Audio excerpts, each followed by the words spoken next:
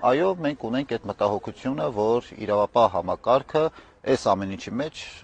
մեղմ ասած հապաղում է կամ անգործության է մատնված, որովհետև այլ օրինակներ, երբ որ մենք նայում ենք,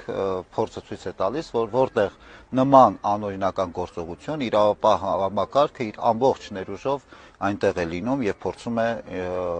այդ ինչ որ գործողություն իրականացնել օրենքի սահմաններում, բայց այս դեպքում այս հապաղումը անհասկանալի է անկեղծորեն։ Ինչ վերաբերում է Հովանավանքի զավթելուն, դե բնականաբար սա այս մասով էլի հաղորդում տրվել է փաստաբանի անունից եւ սա որպես նաեւ հանցագործություն է, որովհետեւ այս դեպքում խախտվում է մյուս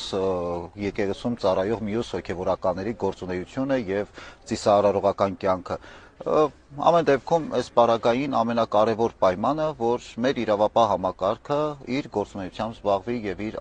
պարտականություններին։ Մյուս ճանապարհները, որոնք հարցի լուծման են ուղղված,